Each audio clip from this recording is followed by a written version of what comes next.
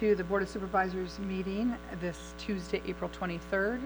We just got out of closed session. Anything to report out of closed session? Yes, with a motion by Supervisor Hemmingson, second by Supervisor Howard. The board voted 5-0 to defend Sassman versus the Department of Child Support Services et al. Thank you. Kylie, can you please take the roll? Supervisor Howard? Present. Supervisor Gitlin? Here. Chair Cowan? Here. Supervisor Hemmingson? Here. Supervisor Berkowitz? Here. Okay, at this moment, we're going to take a moment of silence, a moment of reflection.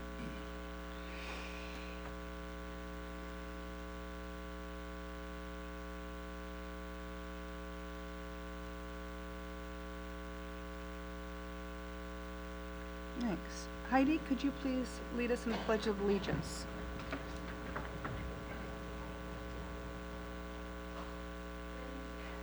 I pledge allegiance to the flag of the United States of America and to the republic for which it stands, one nation, under God, indivisible, with liberty and justice for all.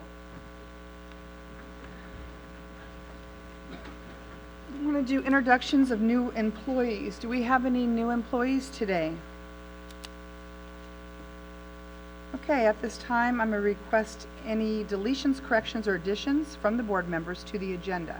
In order to add an item to the agenda, the matter must have come to the attention of the county subsequent to the posting of the agenda, and the matter requires action before the next regular meeting.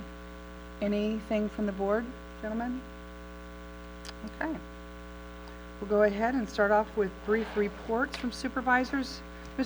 Supervisor Gitlin, would you like to start us off on that? Yes, thank you, Chairwoman.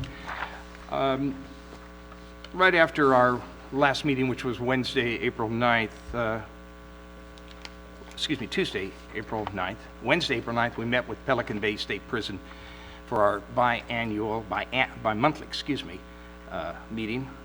Warden Robertson and his staff released up-to-date data information on the population count, which is right around 2,600. Corrections officer staff, about 725, with new recruits arriving daily. The inmate fire crews conducted its now fourth monthly cleanup of the freeway median and expanded into other areas assisting Caltrans. This past Wednesday, our Take a Bite Out of Blight crew supervised wood chip dispersal with several probationers at the animal shelter, agriculture on West Washington, at the request of Commissioner Justin Riggs. This is yet another outreach to solicit volunteer help at no cost to the county in helping perform this much needed work. Our EMS committee, Emergency Medical Services Committee, met here in Crescent City last week, and after we handled some IT challenges, we handled some fiscal business and discussed the state of our local EMS. Also took positions against SB 438 and AB 1554, which our board will discuss a little later in today's meeting. The long-standing issues are being satisfied with Lake County, which has indicated its unhappiness with the current EMS, and we are dealing with that. It looks like Lake County is going to be staying in the EMS partnership with Humboldt and Del Norte County. Also, not quite ready to make the announcement yet. We vetted the 3 candidates for the emergency director position, and we're hoping to have an announcement at any day now. I was pleased to attend dedication of the Harold Del Ponte Memorial Freeway at the county line south of Klamath. Supervisor Del Ponte served his constituents in District 5 from 1953 to 1973, and plus a whole bunch of other activities in and around his area. He passed away at age 96 in 2013, and the freeway is named in his honor from the county line through Klamath. The event was organized, and thanks to Senator McGuire for his participation in this successful renaming event. Since I was unable to attend Senator McGuire's town hall last Thursday, I did have an opportunity to speak with the senator at length, and I did learn the sourcing of the funds to address the needs of those who are chronically homeless. I did share my concerns with Senator McGuire that I didn't feel that money alone would be the sole component necessary to fix this problem, and I shared with him my concern that these services must be compulsory and mandatory for the programs to be fully successful. Many of those who claim to be homeless are in fact not homeless, but choose to live a lifestyle that puts great pressure on our small community.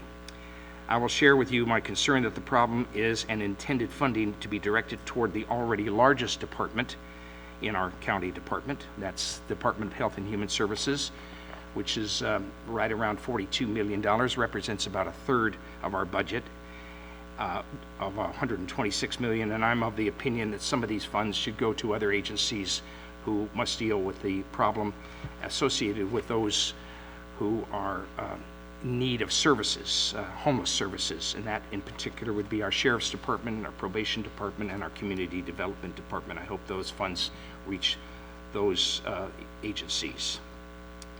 I met and discussed the restriping issue on Highway 199 at mile marker 10.4, 10.6 with CHP Commander Larry Deepy. I'll be bringing this issue to our local Transportation Commission at its May 7th meeting. Sunday, we celebrated Passover with the congregation Beth Shalom. The event was held in Brookings. Our Redwood Coast Transit meeting met at the yard location over on the 101 yesterday. We had a quorum of 3 and handled some financial business, but we also heard a very disturbing report that the agency is desperately short of drivers, and that's a sign for recruitment, and many of the existing drivers are asked to fill additional shifts, which puts additional pressure on those employees, those dedicated employees. It's also very dangerous, and the sole issue seems to be revolving around wages to be paid. So that is what our Redwood Coast Transit agency will be dealing with in the coming months. And finally, regional management at Walmart requested a meeting with me regarding ongoing concerns at our Walmart store number 1910. On hand with me at the meeting were Heidi Kunstler of CDD, Commander Bill Stephen representing the Sheriff's Office, Sheriff Apperson. Management has now implemented, has announced new security protocols regarding a sharp spike in escalation of shoplifting and the theft of shopping carts. The latest inventory showed a loss of an additional 47 shopping carts illegally removed and other crimes in and on site. Management also shared several customer complaints citing the deteriorating conditions at the Walmart store. Management will implement several new protocols to turn the direction of the Walmart store around, and our next meeting will be invited guests to participate. District Attorney Catherine Mix and Sheriff Apperson will be joining and following up this meeting. That's the first week of May. I'll report to you on the latest status with regard to this ongoing and very troubling issue. That's my report. Supervisor Berkowitz. Thank you, Madam Chair. Since we met last, I attended the Del Norte County Crescent City Chamber of Commerce 4th of July Planning Committee. And it looked like we're going to have a spectacular 4th of July this year. I attended the Chamber of Commerce Washington Square Progressive Mixer, which involved many businesses along Washington Boulevard, and it was considered a raging success. Many seniors in our county have lost thousands of dollars because they were taken advantage of by scammers who prey on the elderly in our community. I've had many complaints about this, and so in order to help this community group protect themselves from being taken in by these scammers, I sent seniors in District 5 letters warning them of the various scams that are being used by these career criminals. Last Thursday, State Senator McGuire invited me to be the speaker at Highway 101 Memorial Sign event honoring former Supervisor Harold Del Ponte. As been noted before, Del Ponte has served as a supervisor for District 5 for over 20 years and helped during the floods of 1955, 1964, and the tsunami of that year in 1964. I also attended the town hall meeting on the homeless situation and possible solutions, along with 3 other county supervisors. And yesterday, Supervisor Gitlin and I attended a meeting of the Redwood Coast Transit Authority meeting, where we discussed the budgeting and marketing situation. And so far, keep your fingers crossed, everything is on track to make this a very good year. And that's my report, Madam Chairman. Thank you. Supervisor Howard? Thank you, Madam Chair. Not so much of a busy week, but a busy week nonetheless with travel getting to where we needed to be. I'd like to start off the report with a meeting, special meeting of the First 5 Families Commission that I serve on, and good news about the Wonder Bus. As you're probably aware, we've been struggling for quite some time to keep the doors open on the Wonder Bus, both with maintenance and partnerships through the Del Norte County Unified School District and Family Resource Center. It's come to our attention, though, that there could be a new owner of the Wonder Bus here very soon that would continue on this great legacy of taking books out to our young readers. And that'll be the our good friends at Child Support Services with Del Norte County, and Heather, remind me, Child Care Council. Melanie has done a great job to kind of put these pieces together, and I think it's going to be wonderful after about 2 years of discussing this that we're going to have a great start to the Wonder Bus being back on the road. It's been sorely missed by many folks. I do want to report on going down to the California Fish and Game Commission in Santa Monica. On their agenda were 2 items specific to Del Norte County that we've waited on for the last, going on 10 years now, but specifically for me, 5 years from the Board of Supervisors standpoint. One on the Roosevelt elk and the Northwestern EIS for elk. Our letter was not received by the commission, unfortunately, so I was able to touch on many of the points. The commission fortunately had moved the discussion and hopefully passage of that EIS to their meeting in May. There were some mistakes made and how that public hearing was produced by the commission, so that's what caused them to go from an April to May meeting to approve the EIS. But the good thing is that what we're hearing is that most likely one of the alternatives will be selected. As you recall, Del Norte County Board of Supervisors selected alternative 2, which would raise the tag allocation from the 85 it's currently at to an additional 60 tags. The preferred alternative for the state, which they're advising the commission on, is to increase it only by 20 tags for this first year. Either way, the commission did acknowledge that we're going to probably be back at the table year after year with these massively increasing herds of elk that are causing several problematic interactions here in the county of Del Norte. The main reason we went down there is specific to the spring Chinook, Klamath River, Trinity River, spring Chinook salmon candidacy listing, which under law, when a candidacy listing occurs, it triggers an event where the species is immediately considered endangered or threatened. And that could have cost the county, specifically through our businesses, gas stations, motels, hotels, RV parks, guide services, people that just come and buy tackle and fish for that Klamath River spring Chinook from a period of January through August 15th. If that did go away, it would have been a huge economic impact, especially for our friends down in District 5 in Klamath. We were very fortunate. The stakeholder meetings that we held throughout the state, in particular the largest showing here in Del Norte County, Fish and Wildlife listened to us and backed our proposal, which was to take the season down by half.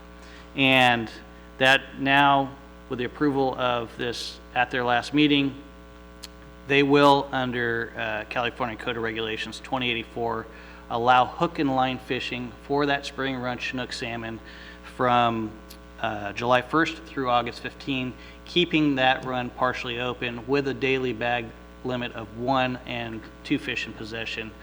It's a huge win for us. The commission rarely uses the language in 2084, but they did in this case under these special circumstances because there was so much support from the various stakeholder group meetings throughout the north end of the state. Also, as Supervisor Berkowitz mentioned, attended Mike McGuire's town hall meeting, and also had a discussion with Derek Wong, who's a department manager in public finance. Specifically spoke to him about an ongoing audit of our Del Norte Local Transportation Commission as part of our annual audit, and then also had discussions with Jay Serena and our maintenance department head on some issues at Bar and Boys Ranch, and that's my report. Thank you. Supervisor Henderson? Yes, Madam Chair, thank you. Had a last chance grade stakeholders meeting. While things are moving slow, they're starting to focus in on alternatives with the funds that were awarded by the Transportation Commission. They'll be moving on with geotechnical studies as well as environmental, moving right into that. So we're hopeful things we'll start seeing things happen and move. Excuse me. Had a couple of conference calls with Senator McGuire's staff and Senator McGuire on his town hall meeting. I was asked to be a panelist talking about our new housing tools firm that's going to do our survey, bringing us back hopefully a workable resolution to what we're going to do to manage chronically homeless. Went to Roanoke Park for the Pacific Fisheries Management Council meeting, as well as a Fishermen's Marketing Association meeting. On a personal note, I attended a Rusty Pilot's refresher course in Reading. Had a Smith River collaborative meeting in Gasky, where they finally came up with a 5-year plan. That's the first time I've seen looking out that far, so that's nice to see that they're looking forward.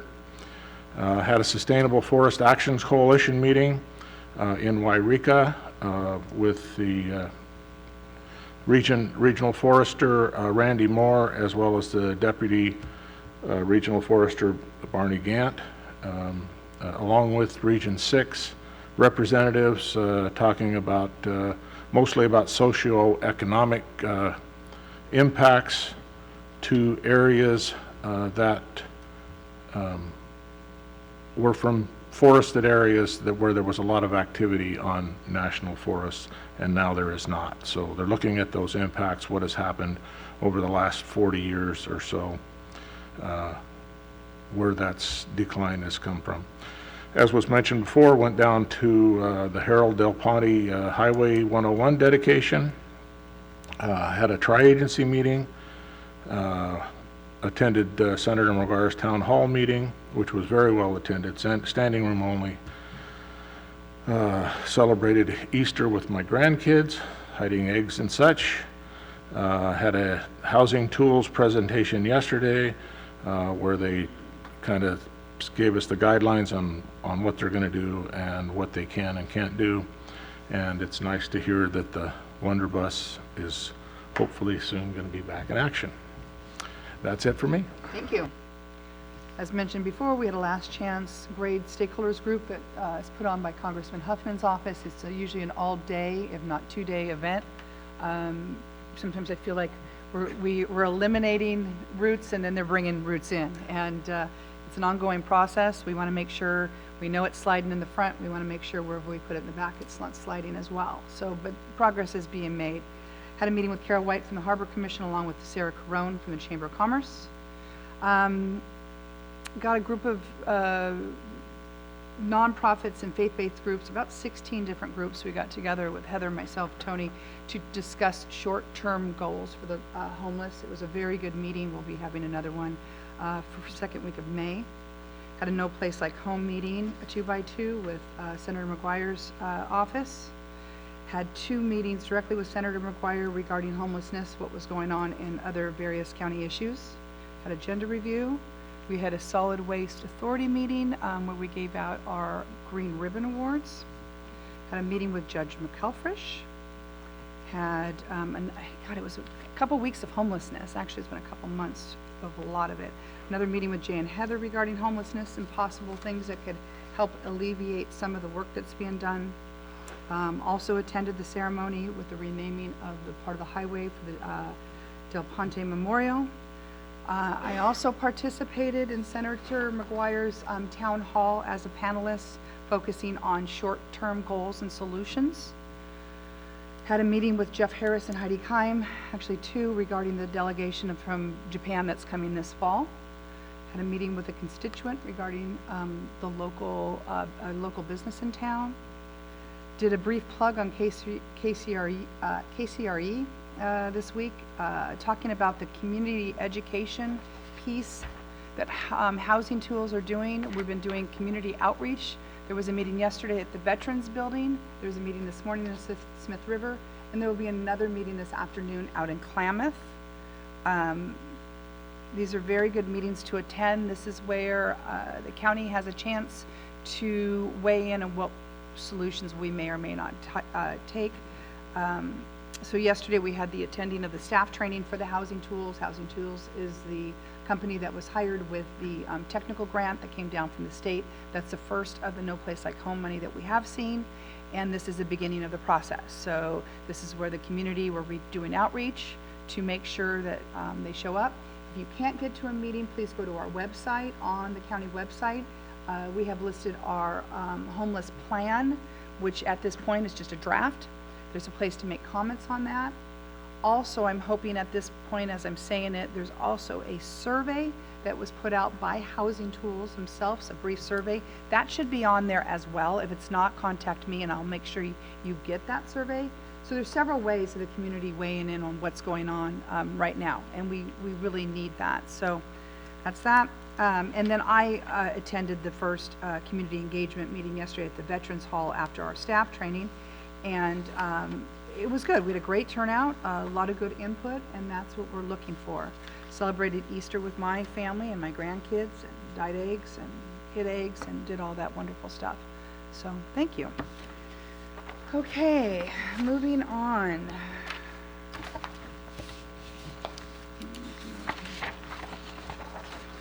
So at this time, we've got consent agenda items 1 through 9. Oh, yeah, 1 through 9. Move for approval. Second. Have a motion. Chairwoman, I'd like to pull item 6 for discussion.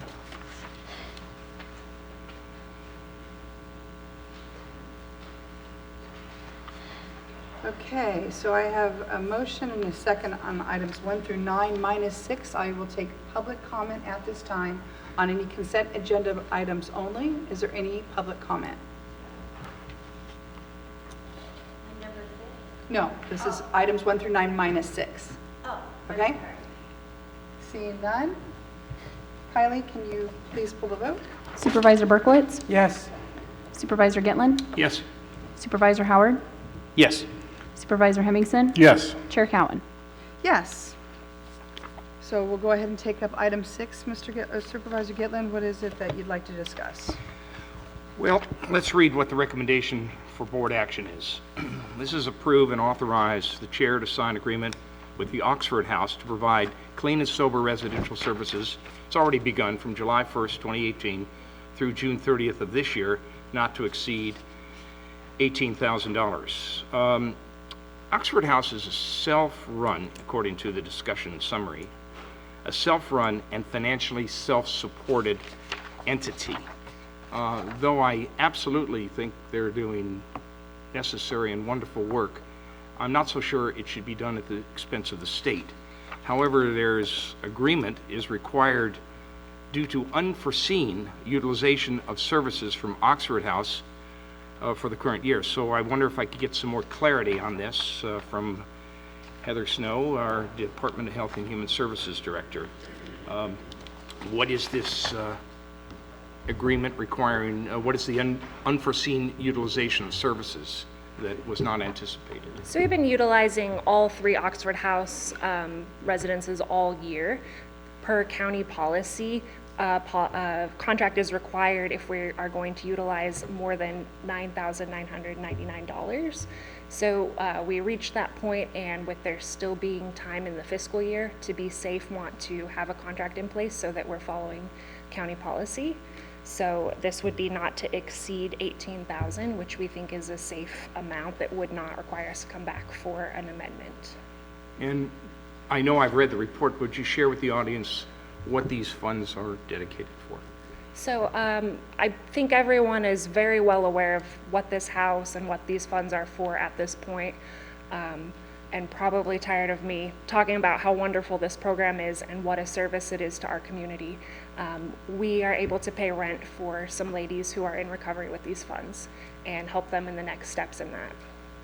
So these funds are exclusively for the Loft area property, not the men's facility over the men's house on 8th Street?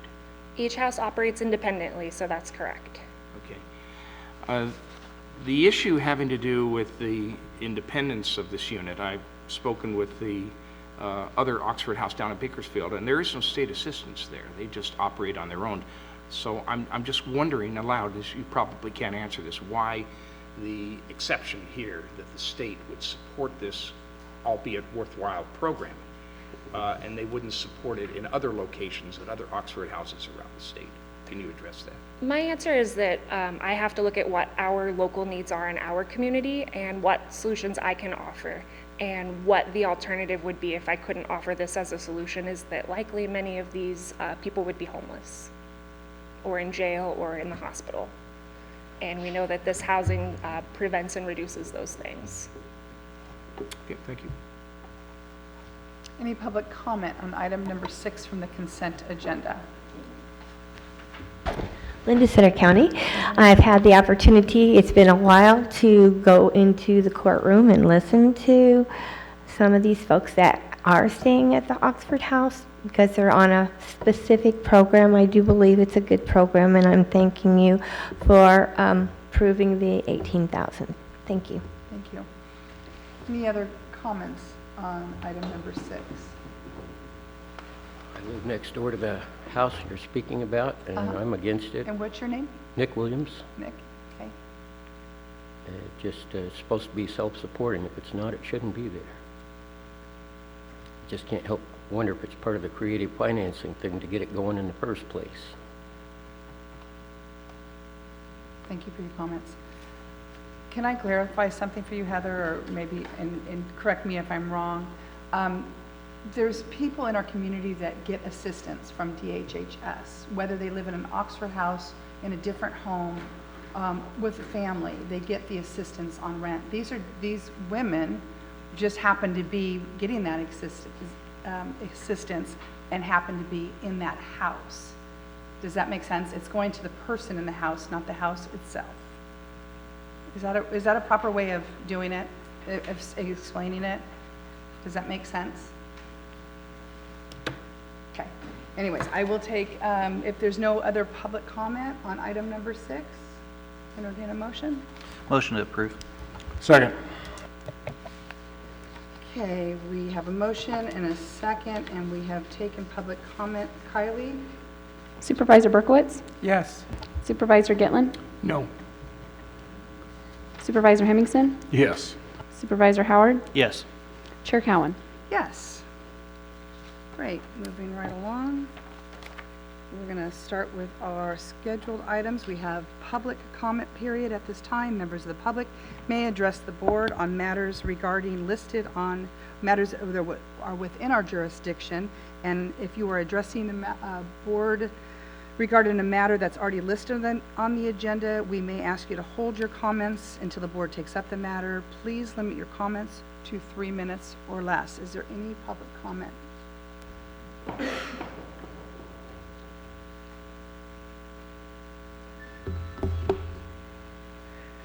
Gordon Clay from Brookings, Oregon. April is Mental Health Awareness Month.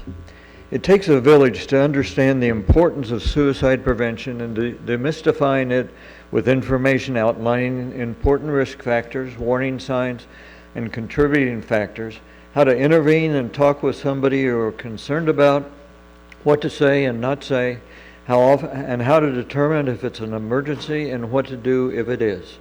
I want to tell you about a plan to saturate Coos, Curry, and Del Norte counties this September with messages to break the stigma around talking about suicide so we can reduce, if not eliminate, our high suicide rate. The plan is to produce 23,000 copies of this 16-page brochure or magazine to deliver to 8 newspapers covering 34% of the households in Del Norte, 44% in Coos, and 68% in Curry County. When this was done last September in Jackson and Josephine counties, they solicited 11 stakeholders on the back to promote the magazine. While United Way of Southwest Oregon, Advanced Health, and All Care are backing this effort, our goal is to broaden our approach because of our belief that it takes a whole village to prevent suicides. So we're looking for at least 240 businesses, organizations, government entities, faith-based and nonprofits who rely on healthy employees, and especially on individuals like you to donate $50. Your name would get on the back, or the name of your organization, either one, featured on the back cover, joining hundreds of citizens making a stand to significantly reduce our high suicide rate. We plan to use the extra money to fund 501c3 mini grants for $500 for public awareness projects around suicidality to run during September. With this saturation of inserts and activities, we envision people saying, "Hey, Lori, I saw your name in the magazine," and start talking openly about mental health. Boxes of 375 copies will be available for pre-order of $125, which figures out to be 33 cents a piece. I hope you see the approval of a $50 donation from Del Norte County, as well as individual checks from each commissioner to show how much you really want our high suicide rates to decline in the short term. Show your constituents how important this issue is to you. And to everybody else that's listening to this message, this goes for you too. Let's not let any more of our neighbors succumb to suicide. Join us by donating $50 to help change this scenario. Helping them find hope will improve the lives and the health of our entire community. Thank you very much. Thank you. For always being so active in this. It's nice to see you every April. You're always here. Well, I'm usually here in September. And other ones as well. But Yeah. we're working it ahead of schedule this year. Great. Thank you so much. Thank you. Is there any other public comment? 3 things. One, Linda Sutter. I dialed 911 a few days ago because there was a reckless driver in the neighborhood. I mean, it's bad. And when they answered the dispatcher, it was apparently from Eureka. And I said, patch me up to Del Norte County. But I had to go through the whole thing with her before she'd patch me up to Del Norte County. Del Norte County, the gal must not like her job very well, because she was all over the place to the point where I just said, well, I click, I'm not going to deal with this. Second, homelessness. We've been discussing homelessness for over 4 years. How much more time do we need to discuss it? You've got $1 million. Did not get it. Oh, my mistake. No, it's not. I don't know how I thought that. I'm sorry. But Come to the meetings and learn about it, though. It's really important. well, when you go to the meetings, it's like going to Groundhog Day. Okay? Period. Third one. Now I forgot what the third one was. Forget it. I'm sorry. Escaped me. Thank you. Thank you. Any other public comment?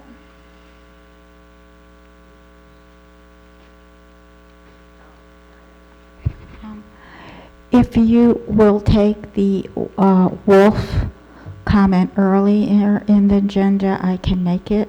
I mean, We should be there shortly. If you can let alrighty, then I'll save my comments for Okay. if you pull it up sometime soon. you. Thank you. Any other public comment on non-agendized items? Okay, seeing none, we're going to go on to our timed item 1035, approve the road deferment and authorize the chair to sign the deferred improvement agreement as requested by the Community Development Department Assistant County Engineer. Oh, you are. Madam Chairman, I'm Yes. going to have to recuse myself on this item as I have a conflict of interest. Okay, thank you, Supervisor Berkowitz. Good morning. Hello. How are you? Good, how are you? Great. Okay, so we received a request for a deferred improvement agreement for the property at 2725 LeClaire Avenue. If you go up LeClaire from Humboldt, there's all the way to the top of the hill, there's only about 5 properties, maybe, that have sidewalk. So there's not too many with sidewalk. Our county code requires any time that there's existing curb and gutter for the sidewalk to be put in as a condition of the building permit unless a deferred improvement agreement is granted by the board. The property owner did look into putting in the sidewalk, and the cost for the bid they received would have been $6,930 for about 60 feet of frontage. Hence, we're here to request the deferment. Typically, a deferred improvement agreement grants 10 years. That's typically what the board approves to put in the sidewalk. That's completely at the discretion of the board. It can be any terms. It could be prior to the mortgage. I know they've already, obviously we're at that step in the process, but there's infinite options completely at your discretion. We did receive 2 protest letters. Neither are signed, but we did receive them stating that in general terms, they would like sidewalk in the community out there. However, this is only 60 feet of sidewalk on one side of the road. Any questions from the board? Questions, comments? Yes, I do have, don't we include other triggers, like if there was something else, some other property owner was going to put in, or had to put in some sidewalk and curb and gutter, that we could, that would trigger this so that it was continuous? We haven't historically done that I'm aware of. As long as I've been here, it's been pretty much a period of time has been the go-to. It could be an option. So at the end of 10 years, then they're required to put that curb and gutter and sidewalk in? So how the agreement, what the agreement says right now is within a 10-year period of time, the sidewalk should be constructed. Within that 10-year period of time, the Board of Supervisors could call it due at any time. And then after 10 years, if it hasn't been built, it's still the responsibility of the property owner. Yeah, I read that part. It was kind of confusing to me that that there was a requirement after 10 years, that it was up to the 10 years. So I was a little confused on the way that wording was, but that was probably just me. Yeah, I know it's expensive to put in. Anyway, thank you. That's Yes. Anybody else? Rosanna, we discussed this today. As a matter of fact, I ran out there right before the meeting just to double check about this condition. At some point, someone has to do something. We have an ordinance and it says this is what we must do. But to delay it 10 years seems that would be forgettable. No one will remember it, and what board would give what reason to bring this up to compel property owner to put in sidewalks at that time? I think it's kicking the can down the road. Is there some kind of a compromise period that we don't have to go 10 years, let's say a period of 24 months? And I appreciate the fact that the homeowner might be strapped moving in, but is there some kind, can our board decide to cut this period down from 10 years to a more reasonable figure? Because clearly we have to do something. There are no sidewalks in this immediate area, and sidewalks do improve the quality of life. Kids play on them, and it's ADA compliant. There are a lot of components here that you just don't have existing on LeClaire Street, for that matter, a lot of other streets in this immediate area. So I would like to see that we perhaps cut this period down from deferment from 10 years to a more reasonable time frame. Supervisor Howard. I don't know if there's any questions that you need to address Yeah, there, but, yeah. so as far as timeline, it can be any period of time, it's up to the board. The applicant is here, so you may want to check with him before you come up with a timeline. Do we have any hardship clauses in the ordinance? The ordinance is very easy as far as it's very open to the board to use whatever. There is a requirement to show hardship. Let me find it. I have the code with me.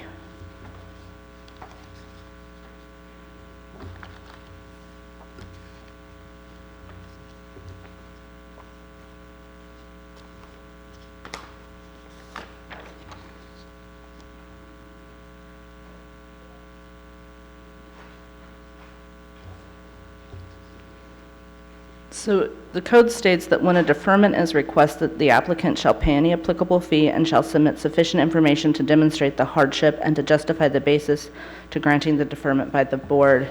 And so on the request for deferment, he made a statement that this will put him on the edge of bankruptcy, essentially, if he has to put in the sidewalk. Part of it has to do with needing to be able to secure a mortgage for the unit because all of his cash is out right now. But he's here and he can talk to you. So Great. I'm going to weigh in on this, and I, as a realtor, when I'm selling land and somebody's putting a house on, they know up front. And I think one of his comments was it came as a surprise. So, you know, that's just part of putting a house. It should be part of the loan. It should be part of just if he was putting in a septic. We have this ordinance to start getting sidewalks in our community. I heard the argument, well, there's not on either side. My neighbor just put sidewalks on hers for, you know, doing just some adjustments to their house, and she doesn't have sidewalks on either side, anywhere or across the street. But you've got to start somewhere, and they were required to do it, and they've done it, just like I know several other homes have. It's just our requirement. So I am not a fan of this. I think if we keep deferring it, I don't think that's okay. That's not getting to where we want to be. I mean, I certainly would not agree to 10 years. I might agree to a year or two, and I don't even know that I feel comfortable with that. I just think that this is something that was a decision that was made, that if you do any type of pull a permit, like my neighbor did, and did some adjustments, they had to put, you know, the whole thing in. I only know that one because I'm looking at it every day. I'm sure there's plenty, and I'm sure you have a better idea. How many deferments do we get on this when this has come up? It's the first one I've seen in 2 years, so. We get a couple every year or two. It's not too frequent. It's So relative. most people do it? Yes. Yeah, okay. That's my feelings on it. I just absolutely, I couldn't even imagine agreeing to 10 years. But if they have a good reason, maybe give them a little bit of a time, but this is part of doing business. This is part of building a home in our community. Are you, Mr. You were kind of sitting up, so I thought, would you like to come up and talk to us? You know, I would say that if there was a lot of sidewalks there, there's 3 sidewalks on that road. And of the 3 sidewalks, none of them are ADA approved. I mean, I'm looking at this, we have a percentage of grade that we have to bring our curb up. I can drive right by at 20 miles an hour and see those are not ADA approved. ADA approved is what makes this so expensive. So if there's going to be 3 on the road out of the entire road on each side, and those ones that are there are not ADA approved, then how can the board make me come in there and put one in that's ADA approved that makes my cost grow from $1,500 to $7,000? So that's my argument on that. If you want to insist everybody has an ADA approved sidewalk on the road, then why would everybody else not have one that's on there? There are houses that are built there since this law came into effect.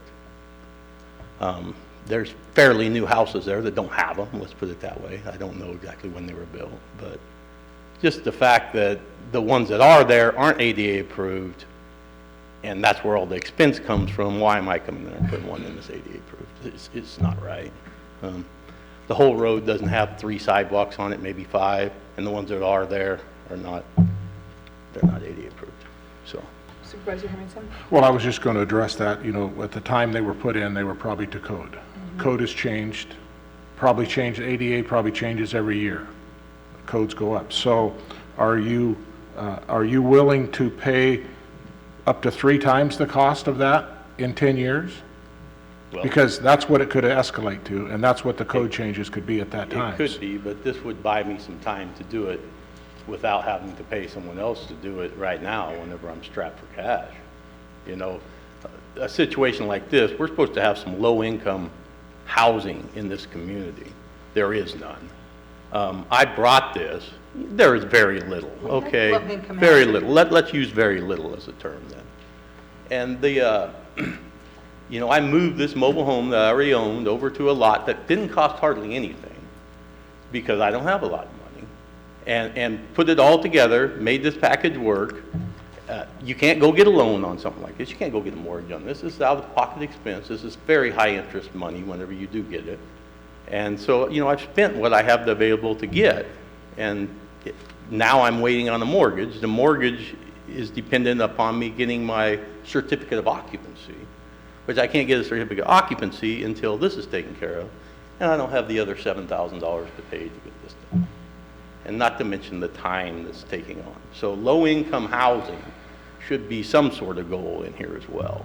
Because right now, you go and just rent a house in this community. It's far higher than what our minimum wage jobs are everywhere. So, you know, look at it that way as well. Anybody else have any questions? Mr. Sellers, is it Mr. Sellers? It is, Mr. Okay, Jim. Sellers, yes. Call you Jim? Yeah, you bet. Jim, I have some understanding and empathy for your situation. Not all of us live on Pebble Beach Drive and can afford to do at will this kind of thing. I see some component of flexibility in here. So let me just ask you, 10 years to me is way too long because we forget things. Would you be in a position to put in these sidewalks within, let's say, a 36-month period? That would be great. Okay, then I think this board should understand this. Not everybody has the means to do something immediately. We're a challenged community. We want to get you in as a homeowner. We want to get you your certificate of occupancy, but we want your promise, and that would be in the term of a reasonable time, not 10 years, 120 months, but a 36-month period for you to gather your nickels and dimes and quarters and put $7,000 together and put in the sidewalks to start the process. It isn't just ADA. Sidewalks are where kids play, and sidewalks are a safety measure. Sidewalks actually improve the value of one's property. That's been proven. So I'd like to, on your behalf, make that motion to have this certificate of occupancy be issued to you with the understanding that within 36 months, 3 years, you would put in sidewalks. That sounds acceptable to me. So I have a motion on the table. I'd actually second that motion. Okay, I have a motion and a second. Any other comments regarding that? That's it. Okay. And, So, I think, hold on, can we pause for just a Sure. second?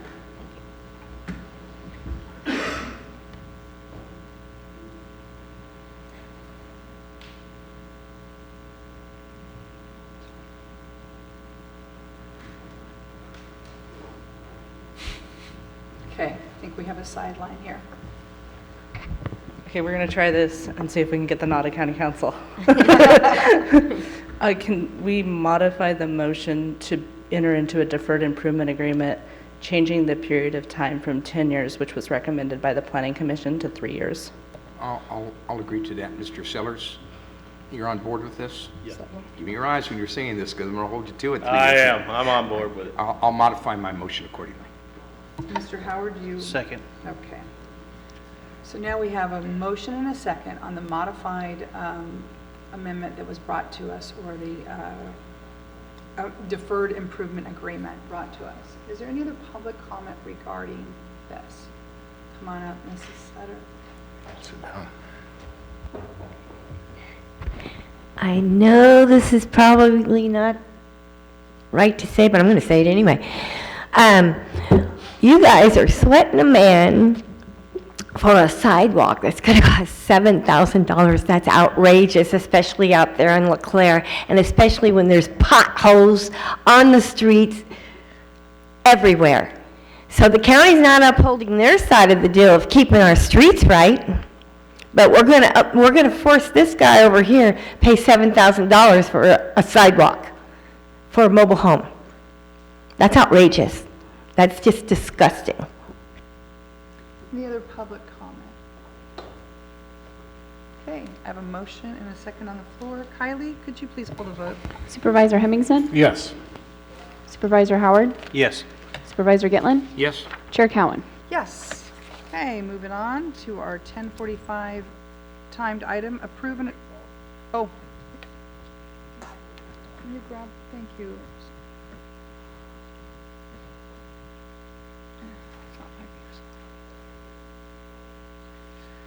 Okay, our 10:45 timed item is approve and adopt a resolution annexing the Redwood Family Worship Center and the Meadowbrook Acres area, subzone W-1 of the Del Norte County Flood Control District for the purpose of furnishing domestic water as requested by the CDD Assistant County Engineer.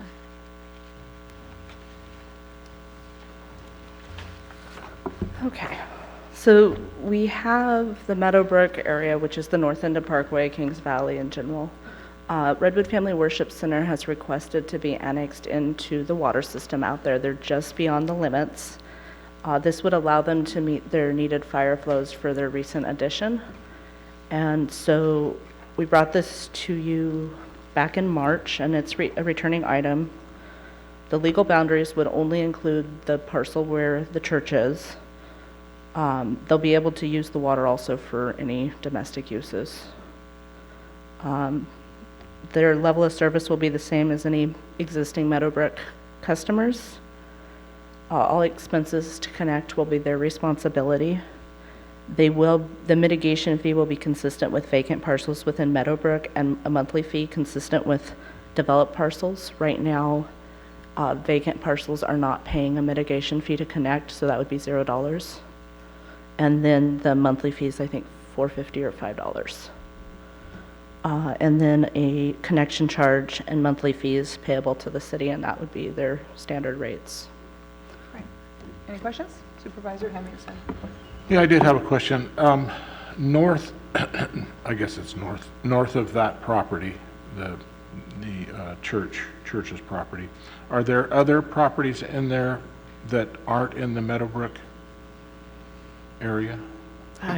Off the top of, wait, I have maps in here. I don't know off the top of my head. Yeah, my computer's down, so I don't know, but I don't remember seeing a map. I was kind of looking for it and I didn't see.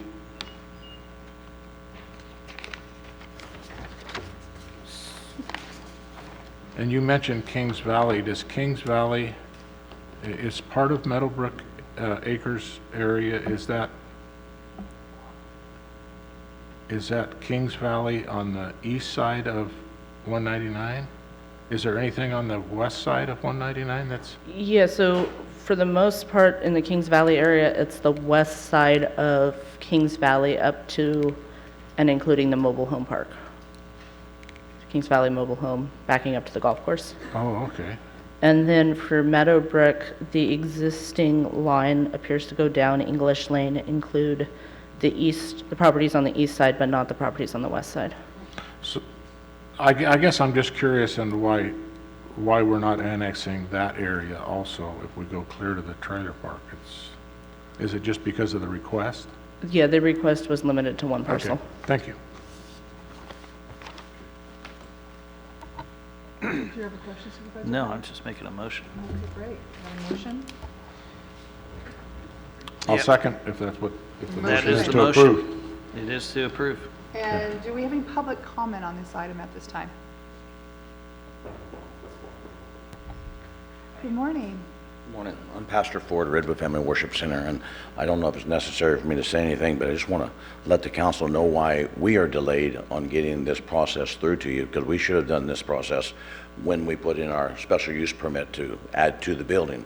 But at that time, the county did not inform me that we needed this permit, so we can only act upon what we have knowledge of that we need to do. And so there was an oversight. I'm not, trying to blame with anybody or anything, but somebody had dropped the ball in the process. So when I went to do this, to get this hooked up by my contractor. He went to get the necessary permits, and they said, well, he don't have the permit yet, which surprised me. And surprised the county too as well. Most of them thought everything was done, because they told me at the counter that all permits were done, everything was complete. So I'm just saying that because we've already built the building. The building's already done. We've got the fire sprinkler system 90% in. It's got all of it into the new building. So we're out all of this expense, so we're really under a lot of pressure to see this go through. Might answer one of the questions. There is all 4 properties on that corner where we're at, are all 4 of the houses all the way around us there are all hooked up to this system. Some of them are in with a 2-inch line. We tried to, when we was hooking up, we found all this out. There's 3 houses there that is hooked up that are just directly across the street from us on all the corners.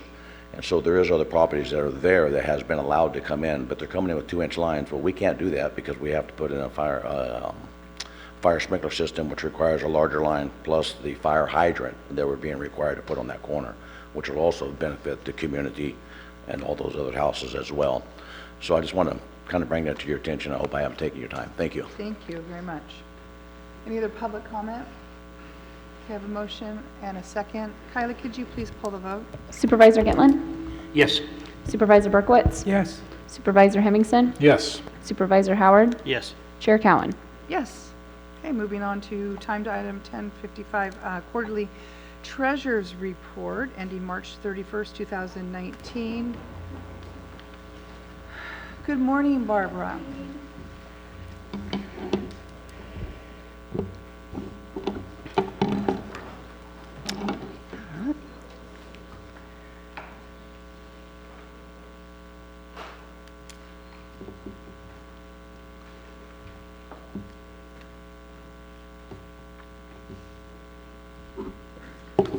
Alrighty, so this is my quarterly treasurer's report for quarter ending March 31st. And we finished out the quarter with a lower portfolio balance this quarter at $43,892,138. Primarily, we had to pull some money. You'll see in the rest of the slides, our cash flow was pretty low this quarter, so we did have to pull some money out of LAIF to pay for some bills. We closed out our certificate of deposits at $10,290,000. Our CDs, or excuse me, our agencies are $20,994,546. LAIF is at $9.3 million. Our mitigation fund is a little over $2.7 million, and our CalTrust general fund is holding at $500,000. So, as I stated, our activity for this last quarter was pretty low because we did have some lower cash flow months. I am preparing for summer, and LAIF will be higher than it is now. I have some money in our checking, which I'll turn over to LAIF and get that above the $10 million so we can pay some excess bills for the summer. But as soon as we do get some more cash coming in, usually September, we have some good money coming in. I'm going to try to pick up some things in those third and fourth quarter of 23 maturity dates because those are pretty low. But overall, our investment earnings, interest earnings, were great. Again, $228,000. So I'm happy to see that. We're seeing those higher interest rates come in with our income. So that's good to see. Unfortunately, the days of the 3% 5 years no longer, which is okay. We're holding steady. Nothing has changed in the last 2 quarters. Everything's pretty much staying the same. A 5-year agency bullet I probably can pick up for 2.5% now. But LAIF is still really good at 2.3. CDs are definitely the higher rate of return, but I feel like I have enough CDs in the portfolio. I'd rather not purchase any more of those. And then CalTrust is 2.47, which is pretty good. Overall, I don't anticipate seeing rates go much lower. I think the economists are saying everything's pretty much going to stay good and for at least another year or so. We're not going to see a recession is what our economists are telling us. So we're going to count that they're accurate. Again, low investment activity. I had a maturity, which was great to get off the books. 1.2% 's kind of ugly. But we did pick up a couple, just one CD at 2.7%, but it's a 5-year, so that's great. And then another CD at 3.1% for a 5-year bullet, which is great. Wasn't really ready financially to pick up any $1 million agencies, but hopefully next quarter we can get a couple things. So as you can see, cash flow was pretty bad. I anticipated it. My projections were pretty close to what I thought, so I feel okay with that. April's taxes came in. We're doing great with that. But then as you'll see, May is kind of spending it. But overall, I'm prepared for the summer. I don't think that there's anything to worry about. It's just sort of the way we are right now. So with that, that's all I got. Thank you. Questions? No? Oh, Barbara, I just want to say, as always, great job. Oh, thank Thank you. you for bringing these numbers. It's no news is good news. I always ask It's you true, yeah. the draconian questions. What do you see on the horizon? What red flags do you see? We talked about delinquent property taxes. Mhm. All of the numbers indicate that everything is pretty much normal. It is, And there's yeah. nothing on the horizon that this board should be aware Not that of. I'm aware of. However, the school districts, I don't have great communication with them. I think there's a new financial, I'm not sure what her position is. Lori Baumke, I believe, retired. And I'm hoping I can make some good contact with the new employee that's doing that so I can really see what they're going to have coming down. I mean, sometimes I only get a day notice of a $2.5 million check run, and they're a majority of our portfolio. So it would be really nice to talk with them and see if they have anything, coming in or going out that I should be aware of. School bond money, I think they're going to try to spend that, so I'm kind of anticipating that. But again, yeah, no news is good news. No news is good news. and Yeah. Thank you very much. You're welcome. Thank you, Barbara. You're welcome. Thank you. Okay, moving on to item number 14, approve and adopt an A point of order, Madam Chairman. I'm seeing that one of our constituents has to leave early. I wonder if you wouldn't mind calling number 18 to accommodate that individual's time frame and go back to it on the basis of time. At this point, I'm going to stick with Barbara's report at 13. Is there any public comment on the report you all just heard? Okay, just want to make sure. And item number 18, is that what you're requesting? Yes, you had a time frame issue? You wanted Can to... we get through a couple more, or are you in a hurry to leave? Okay. Do you need to leave right now? Is that what you're saying? You do need to leave?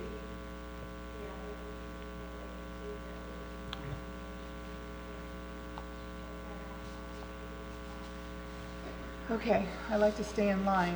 If it's urgent that we get to it, I will do that for you. But okay, so number 18 is approve and authorize the chair to sign and send a comment letter to the U.S. Fish and Wildlife Service regarding the delisting of the gray wolf and return of management to the California Department of Fish and Wildlife as requested by the Natural Resource Goal Committee. Supervisor Howard, are you going to take this Yeah, one? I certainly can. As you're aware, as proposed by the Trump administration and the U.S. Fish and Wildlife Service, the administration has moved, along with our previous President Obama's administration, has moved to remove the gray wolf from the endangered species list. Both presidents have made motion to do this. Unfortunately, it wasn't able to be done during the Obama administration, but the feds are really looking to return control of management of the gray wolf to the states. This will not affect the state of California and our current endangered species listing of the gray wolf, but it will allow other states, Washington, Oregon, Idaho, Wyoming, Montana, who have been hit particularly hard with some wildlife management issues, to move forward with their own management plans to help manage the wolf, and we are here to support that removal of the listing today. Excellent. Any public comment on item number 18?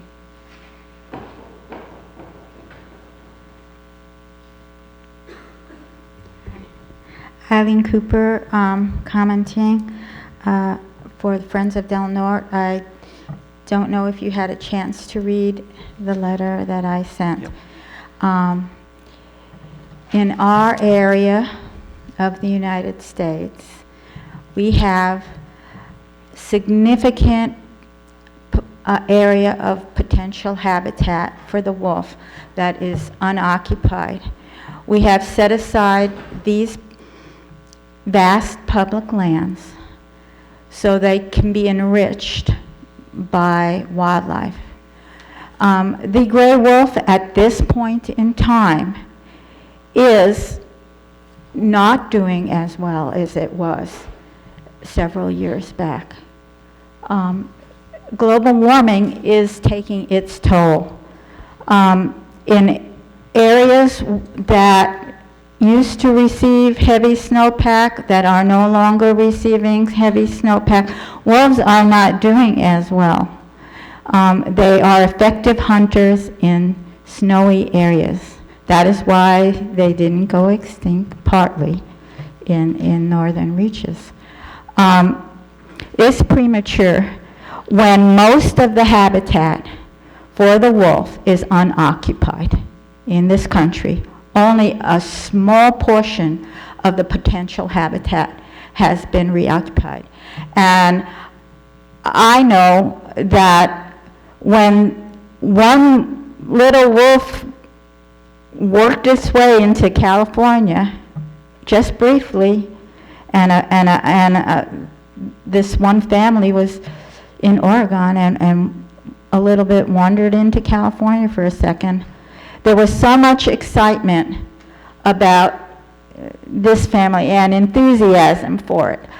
When I don't understand why we, as a community that embraces ecotourism, would turn its back on federal monies and the federal ability to step in and aid communities to enrich their wildlands and aid to adjust for any conflicts with property owners. Why would we want to turn our backs on that money? Wolves are very secretive animals, and we'll see about as many wolves as we see mountain lions. A rare and wonderful occasion. And I just, last time when the wolf, Secretary Jewell under Obama tried to delist it, there were hundreds, thousands of concerned citizens. Thank you for your comments. With every good reason in the world why not to. And that's why it didn't get Thank you. delisted. Those scientists are still on board. Thank you, Ms. Cooper. Thank you. Any other comment on item number 18? Hi, I'm Robert, I'm a county resident. I just heard this come up and I figured I'd speak, but I remember going to Yellowstone maybe about 30 years ago and reading a pamphlet, that a wolf hadn't been heard in Yellowstone at that time for half of a century, And so, I know I always say, we need to diversify away from tourism. But if we are on the tourism boat, I think we could use a mill. I'm not an ultra leftist, I like conservative government and that kind of thing. But I've always wanted to see the wolf come back to California, and so we've had one in northern eastern Curry County, they're getting close, and I can understand a rancher's perspective, that they don't want I read John Muir a lot when I was a kid, and he did his walk to the Gulf and to Yosemite and all, and he guarded sheep in Yosemite, 150 years ago. He took his job to go shepherd the sheep, and he liked it because he could kind of do his studies. And the guy just wanted somebody he could trust along with the shepherds and whatnot. And he had the bears would come once in a while and they would crush the sheep, because they would panic against corrals and all. But he never mentioned in his writings, I don't remember ever, the wolves being too much of a problem. I'm sure they are. I've had animals taken by wild animals. Not sheep. Chickens and things like that. Raccoons. But I'd love to see wolves. I would think it would be a conflict of interest from our perspective of a tourist economy for us now to say, before we have a wolf back in this beautiful God's land, to say, hey, our job's done, you know, and to me, you know, it doesn't seem that long ago that there was no wolves in Yellowstone. To me, I still feel like a young person. I don't know, but I guess it was about 30 years ago.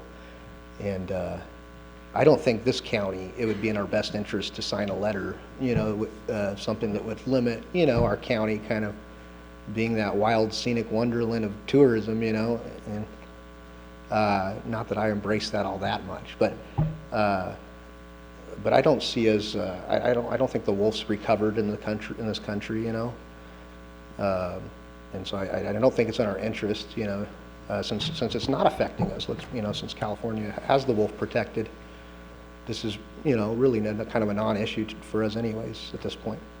Thank you. Thank you. Any other public comment on item number 18?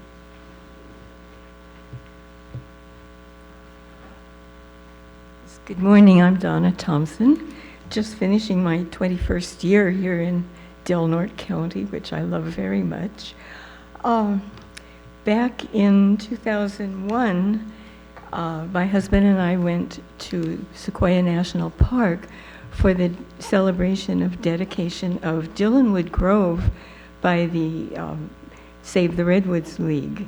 And part of that was a dinner and a talk by a member of the a wolf conservation group, nonprofit.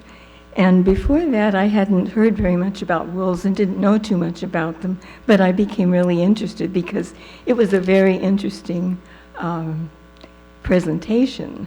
And then that was in 2001, and then in 2016, excuse me, I have a frog, Friends of Del Norte Conservation Council put on a program at College of the Redwoods about wolves, and all through this time I've been very interested in them.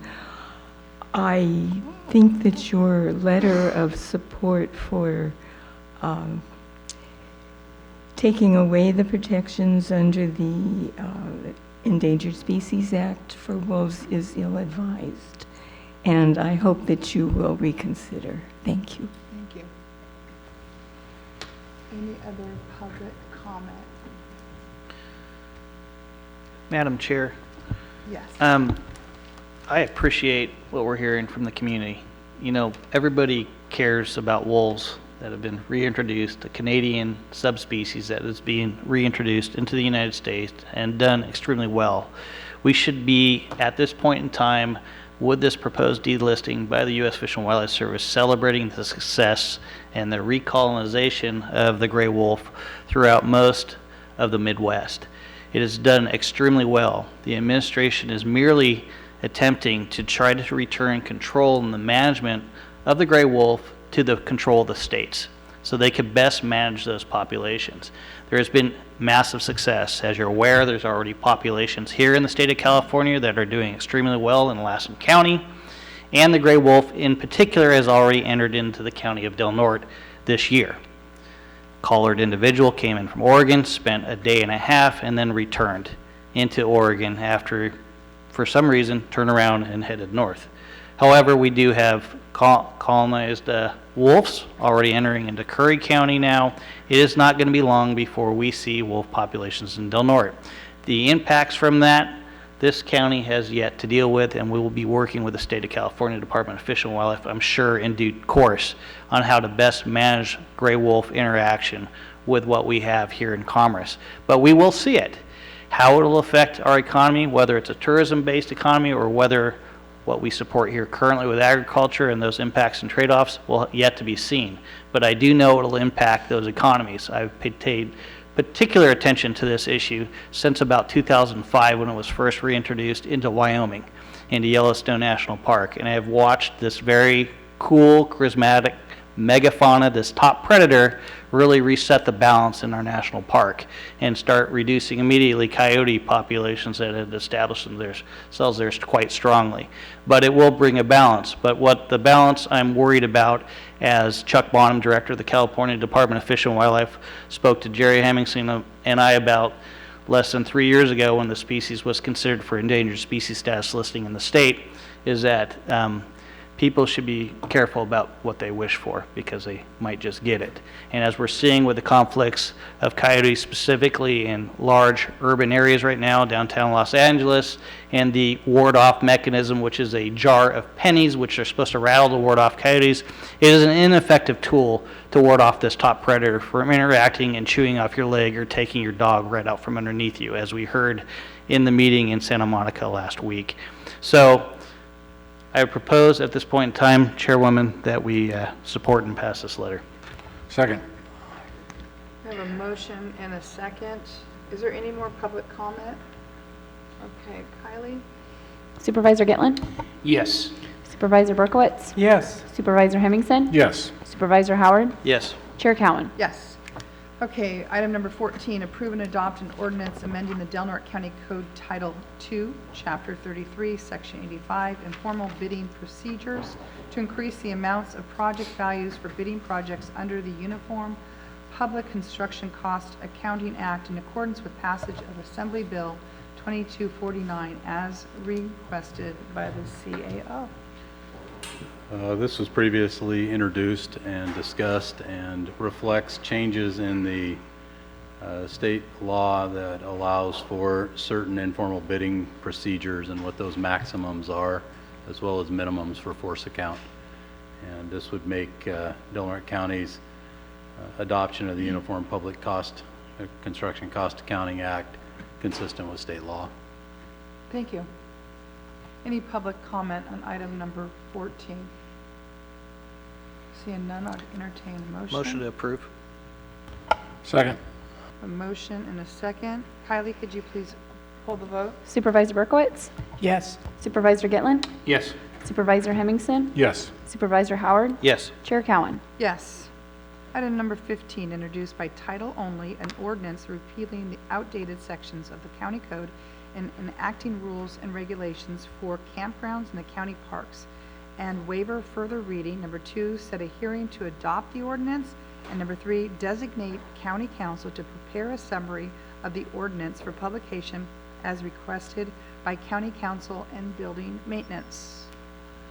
Hi, Joel. Hi. You're neither of those, but we'll take it. This is an ordinance that's basically going to codify a bunch of things that have been informal, a bunch of rules. It'll give Alan some more enforcement powers, and then it's going to repeal some things that have been in the county code for a long time that don't make any sense. So Great. if you have any questions, I can answer those. And Alan's here. Any questions from board members? No, after reading it, it's a wonder that we hadn't taken this up quite a while ago. Any public comment on item number 15? Seeing none, I would entertain a motion. Move to approve. Second. A motion and a second. Kylie, could you please pull the vote? Just to clarify, council, do they need to read it by title only before the motion? Yeah, I can read it. Introduced by title only, an ordinance repealing outdated sections of the county code and enacting rules and regulations for campgrounds and county parks, and waive further reading. And 2, set a hearing to adopt the ordinance. And 3, designate county council to prepare a summary of the ordinance for publication. Thank you, Supervisor. Supervisor Gitlin? Yes. Supervisor Howard? Yes. Supervisor Berkowitz? Yes. Supervisor Hemmingson? Yes. Chair Cowan? Yes. Item number 16, waive full reading, read by title only, and introduce the updated master fee ordinance and set a public hearing on the updated master fee ordinance as requested by the CAO. Previously, the board had acted on the ordinance and the master fee ordinance for most of the fees through Del Norte County. What was not included at that time were fees for the numerous divisions of the Health and Human Services Department. This reflects those new fees. And one of the actions that County Council has requested on here would be to read the title of the ordinance. What's that?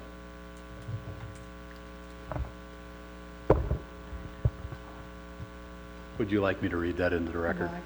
If you would like to, that would be great, or do you want me to? On behalf of the board. An ordinance of the Del Norte County Board of Supervisors establishing fees for the Department of Health and Human Services in accordance with Government Code Section 54985. Thank you. And I would so move. Second. A motion and a second. Do we have any public comment on item number 16? Seeing none, and after it being read, could you please, Kylie, pull the vote? Supervisor Howard? Yes. Supervisor Gitlin? Yes. Supervisor Berkowitz? Yes. Supervisor Hemmingson? Yes. Chair Cowan? Yes. Moving on to item number 17, find that the mobile home decal LBG 1950 currently located at space 27 of the Gasky Mobile Home Park located at 9825 Highway 199, Gasky, California as surplus, which was formerly owned by a housing rehabilitation client. 2, we're going to direct staff to solicit bids through advertisement in the local newspaper and sell the mobile home, subject to the park lease, in an as-is, whereas condition. 3, establish the minimum bid at the appraised value of $25,000. And 4, authorize staff to rebid the mobile home at less than the appraised value if there are no responsive bids, as requested by the CAO. The housing rehabilitation client that is the subject of this passed away, and in such, we as the county had a note on the property, actually 2 notes on the property, and following the HCD processes for these types of units and the resale, we did have an appraised value of $25,000. The condition of the unit is such that we anticipate we may not reach that amount. Thus, number 4 gives us the ability to rebid if those numbers come in below. And this will be conducted through the HCD process that we're required to follow. Great, thank you. Move to approve as stated by Madam Chair for item number 17. Second. We have a motion and second. Is there any public comment on item number 17? Okay, seeing none. Kylie, could you please pull the vote? Supervisor Hemmingson? Yes. Supervisor Gitlin? Yes. Supervisor Berkowitz? Yes. Supervisor Howard? Yes. Chair Cowan? Yes. Moving on to item number 19, approve and adopt a resolution establishing policies and procedures for providing general relief to the indigent persons in Del Norte County as requested by the Director of Health and Human Services. Heather? Yes, the board report says it all, but this is, general relief is a county administered assistance program, and this policy outlines the guidelines for the program. Are there any questions from the board regarding this policy? Move to approve and adopt. A motion to approve and adopt, Second. and a second. Any public comment on item number 19? Seeing none. Kylie, could you please pull the vote? Supervisor Berkowitz? Yes. Supervisor Gitlin? Yes. Supervisor Howard? Yes. Supervisor Hemmingson? Yes. Chair Cowan? Yes. At this time, we have budget transfers 04-06, 04-10, 04-11, and 04-12.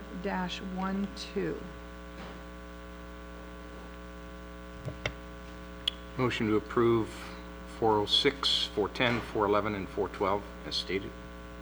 Second. I have a motion and a second. Do I have any public comment on budget transfers, items 20, 21, 22, or 23? Seeing none. Kylie, could you please pull the vote? Supervisor Hemmingson? Yes. Supervisor Berkowitz? Yes. Supervisor Howard? Yes. Supervisor Gitlin? Yes. Chair Cowan? Yes. Okay, item number 24, approve and authorize the chair to sign a letter opposing SB 438, restricting the use of non-governmental operated public safety answering points, including 911 EMS dispatch centers, and would circumvent the existing oversight of local emergency medical services agencies, medical directors to ensure appropriate deployment and use of EMS resources requested by the CAO. Did you want to talk about this, Supervisor Gitlin, or do you want Jay just to handle it? Well, actually, I would, and I'd like to defer this presentation to our EMS Director, Larry Karstad, if you'd come up. And If he's... you'd like to speak about it, but we don't have a presentation listed here. Well, I think, Larry, you can speak well for it, and you represent our board of 3 counties, and I would prefer that Welcome, Larry presents that. We'll give you a Thank couple you. minutes to talk about it. If you want to just Briefly. Madam Chair, members of the board, I'm Larry Karstead, the Executive Director of North Coast EMS. We serve as your local EMS agency, I think since 1975 or so. And our main responsibilities are to, hi Jay, by the way. Jay and I have been discussing this at length and other issues. We oversee the EMS system. We coordinate, regulate on behalf of Del Norte, Humboldt, Lake counties, and do that quietly as much as possible. But it's a pleasure to serve Del Norte County myself for, I think, 31 years. In some capacity at North Coast EMS. SB 438, as Jay has pointed out, represents an erosion of independent medical oversight by our medical director as part of an organized EMS system in the state of California. I don't think it will have tremendous impact in Del Norte, Humboldt, or Lake counties. We have 3 approved emergency medical dispatch centers. That includes CAL FIRE Fortuna for Humboldt County, Eureka PD for the town of Eureka, and for Lake County, Napa, CAL FIRE. This would allow a public agency that oversees a medical dispatch center to not have a medical director to oversee the medical aspects of the program. Again, we have great relations with CAL FIRE, both in Napa, Fortuna, and Eureka PD. I don't see a problem in this area, but around California, I think it will erode the authority of the LEMSA and the authority of the county, in effect. So we urge an opposition to this bill. Thank you. Thank you. Larry, come on back up. Yeah. May I add one thing? Yeah, I want to have a question for you. Yes, Since please. we voted on this and discussed this at our last meeting, how does this passage of 430 effective impact on 911 calls? People, we had a constituent call, said they had some problems calling 911, went down to Eureka. And so can you address that? I don't think here in Del Norte County, Humboldt, or Lake, we will see any change to the dispatch arrangements right now because of this bill.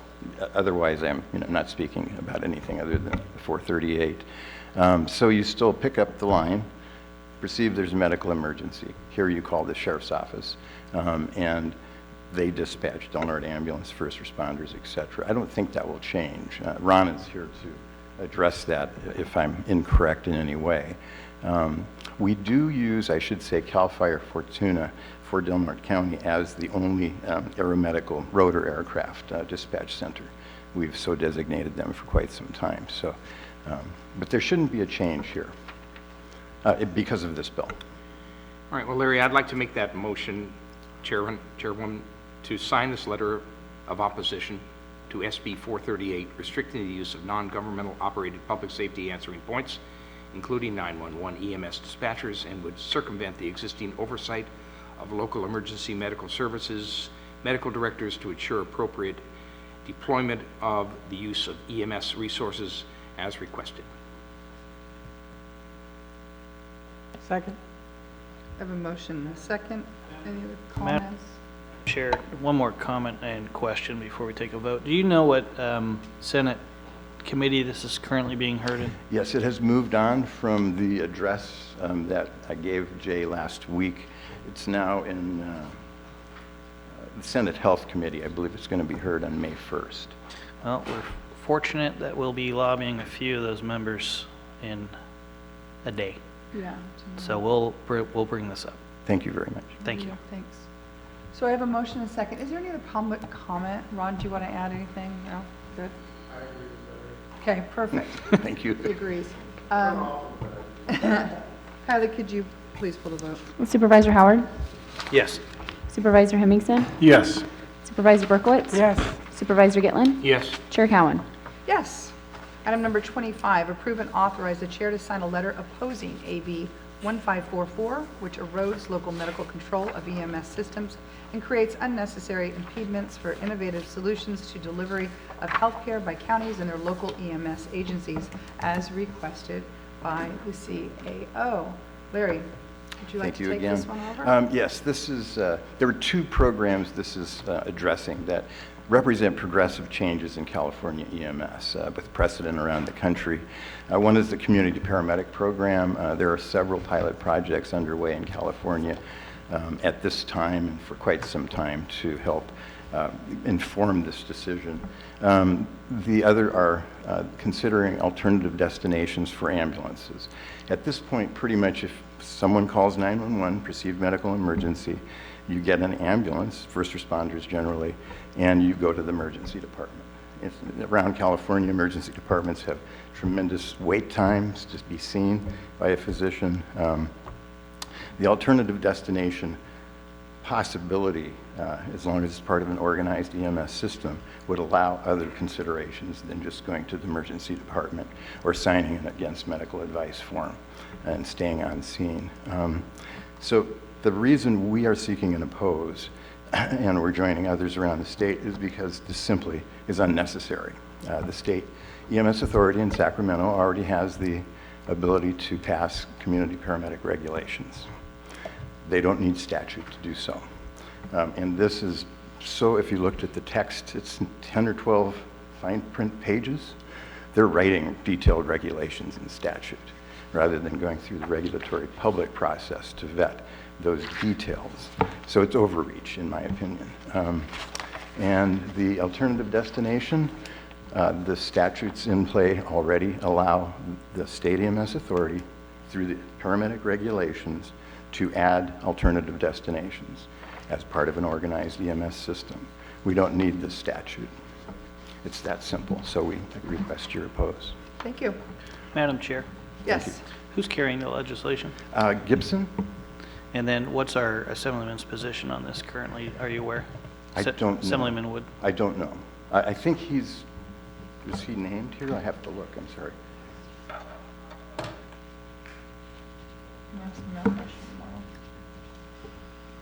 Gibson Gloria, principal co-author, again, Hertzberg. I don't know. Do you know if it's in the Assembly Health Committee? It is soon to go to Assembly Appropriations. Appropriations, Yes, okay. thank you. So it's made it out of Assembly Health Committee Correct. already? So, With a, In fact, I in think favor? Yes, I think it moved forward. Okay. Wood's chairs unanimously. that committee. yeah, let's see if this is one. Okay. Interesting. We'll talk to them about it tomorrow. Thank you very much. Thank you. So I'll make that motion to send a letter from our Board of Supervisors requesting opposition to AB 1544 Gibson Herzberg at this time. Second. I've got a motion and a second. Is there any public comment regarding item number 25? Seeing none. Kylie, could you please pull the vote? Supervisor Howard? Yes. Supervisor Hemmingson? Yes. Supervisor Berkowitz? Yes. Supervisor Gitlin? Yes. Chair Cowan? Yes. Okay, item number 26, approve and adopt a resolution calling on the state of California to abandon the high-speed rail project as requested by CAO. The board received outreach through Kern County in regards to the high-speed rail project, and what's in this resolution reflects a lot of the findings from the state auditor and the California High-Speed Rail Authority, essentially indicating that it is not a financially prudent project and likely would lose federal funding at some point because they won't be able to complete it in a timely manner. Move to approve. Got a motion to approve. Second. And a second. We got 2 seconds. Any public comment on item number 26? Seeing none. Kylie, can you please pull the vote? Supervisor Berkowitz? Yes. Supervisor Gitlin? Yes. Supervisor Howard? Yes. Supervisor Hemmingson? Yes. Chair Cowan? Yes. Brings us to our last and final item number 27. Authorize the chair to sign a resolution adopting a list of projects funded by Senate Bill 1, the Road Repair and Accountability Act of 2017, and direct staff to submit the adopted resolution to the California Transportation Commission by May 1st, 2019. Good morning, Heidi. Good morning, board members. This is our presentation of our current list for the 1920 RMRA funds. We are slated to receive approximately $967,453. We've identified chip seal projects on Serena Road, Kings Valley Road, and Kings Valley Crossroad. an overlay on Alder Road and preparatory work on Elk Valley Road from Highway 101 to Jordan Creek. Additionally, we are putting in to do 12 ADA curb ramp upgrades within the Filkins area, subdivision, tract area. These are funds that would be, or projects that would be funded with this particular year's allocation. And I hope if you had a chance to read the board report, that it's a little bit confusing about when we do the projects, when the funding that will pay for those projects and the timing and so on. So the tables that were included in the board report will hopefully give you an idea when you should expect to actually see the projects happen. And if you have any questions, I have our road superintendent, Jeff Daniels, here with me today. Any questions from the board of this list? Excited to see projects. Yeah. Any public comment on item 27? Director Daniel, would you like to add anything to Heidi's no? Okay. Great. Okay, seeing no public comment, I'll entertain a motion. I would move to authorize the chair to sign the resolution and direct staff to submit. Second that motion. I've got a motion and a second and no public comment. So Kylie, could you please pull the vote? Supervisor Gitlin? Yes. Supervisor Berkowitz? Yes. Supervisor Howard? Yes. Supervisor Hemmingson? Yes. Chair Cowan? Yes. And that is it for our meeting. We'll see everybody next meeting on May 14th. Have a fabulous day. Enjoy the sunshine.